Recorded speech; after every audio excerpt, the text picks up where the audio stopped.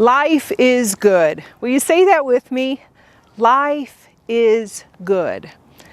I need to remember that, and you probably do too. Every time we turn on the TV, every time we read online, every time we open a paper, so many times we hear ourselves thinking or feeling, life is not good. Life is scary. Life is hard. And while all those things can be true, a constant affirmation that runs throughout the scriptures and throughout the traditions and the history of our faith is that even in those times when we find ourselves fearful, even in those times when we feel ourselves worried, even in those times when we feel that there's a scarcity of resources, still the scriptures remind us to lean into that affirmation that life is good, because God is good. And God has entrusted the gift of life and the living out of that life and the sharing of that life with us. So hopefully you hear that undercurrent every time we gather for worship and learning as a church family. That even in the midst of all that we carry and our concerns and our worries and the stresses of our lives, still we can affirm that life is good. And we can affirm that by practicing lives of generosity and lives of abundance, leaning in to the life of a generous God, an abundant God who has entrusted resources to us.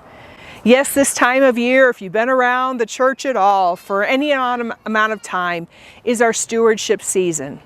And it's a season that so beautifully coincides with the season of abundance and beauty and bringing in the harvest. Because we need reminders, we need a realignment in our year of remembering truly how God is good and how our lives are good. We invite you to worship with us in these Sundays of October leading up to our Gift Dedication Sunday on Sunday, November 5th. That's our All Saints Sunday when we celebrate the history and the traditions and the legacies of the saints.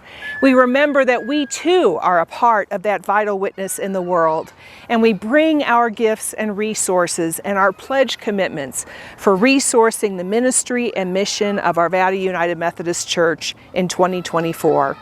There will also be a wonderful town hall meeting following each service of worship on Sunday, October 22nd, where you can get even more information about how we resource our ministries, how we extend ourselves through mission in our community and throughout the world, how we make sure to retain and resource our staffing for the future of our church. And as we live in to an emerging mission and vision, to connect with all people, because all people matter to God and to us. I hope you'll join us for these services of worship.